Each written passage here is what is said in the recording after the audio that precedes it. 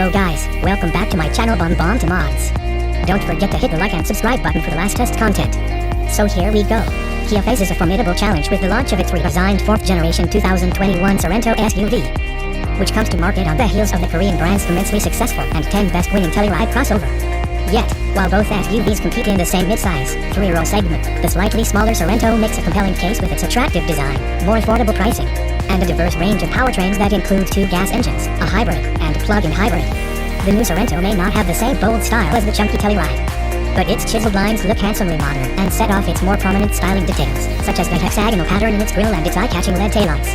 A $2,800 X-Line appearance package is available on all-wheel drive SX models. It adds a model-specific roof rack and front and rear bumpers along with a number of additional features. The X-Line is also available in a fetching Aruba green color that pairs nicely with the Sorento's optional brown leather interior. While we've only driven well-equipped SX models thus far, we're impressed with the design and material quality of the Sorento's cabin. Its fake wood trim is convincing, its quilted leather upholstery is soft, and its shapely door panels feature attractive stitching and plush armrests. The dashboard's abundance of air vents can look busy, but the SX's crisply rendered 10.3-inch touchscreen infotainment system sits within easy reach of the driver, and the climate controls are straightforward to operate. Lesser LX, S, and X models have a smaller 8.0-inch touchscreen with wireless Android Auto and Apple CarPlay connectivity. But strangely, the SX's larger screen requires you to plug your phone in with an old-fashioned USB cable in order to access those features. With a wheelbase that's 3.4 inches shorter than the Telluride's, the Sorento is closer in size to 2-row mid-size crossovers such as the Honda Passport. Yet the Kia comes standard with a questionably useful third row of seats. Accommodations in the way back simply aren't comfortable for adults, with limited stretch-out space and a low bottom seat cushion that forces your knees up towards your chest. Plus, the only fit 2 carry-on suitcases in its cargo area with the third row raised versus the 4 we fit in the Telluride aft hold. If we owned a new Sorento, we'd probably leave the third row folded until we absolutely needed to ferry additional riders for short distances. Lower trim levels have a second row bench seat and 7 passenger capacity, but higher trims are limited to 6 riders with their second row captain's chairs.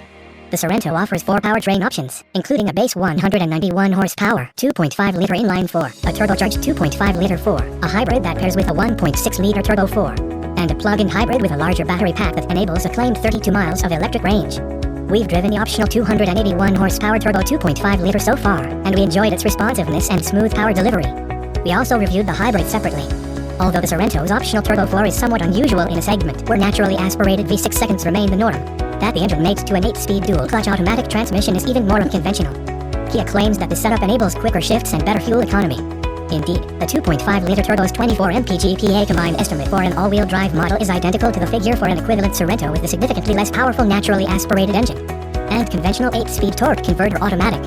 We did notice a slight lag in throttle response when starting from a stop with the dual clutch, but the transmission otherwise performed smoothly and unobtrusively.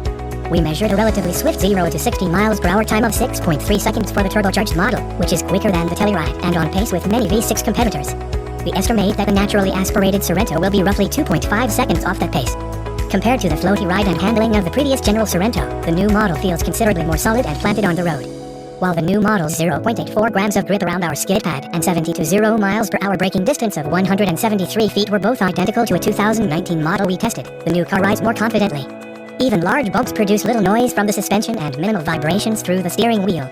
The tuning of the primary controls also is much improved, with nicely weighted steering and a firm brake pedal.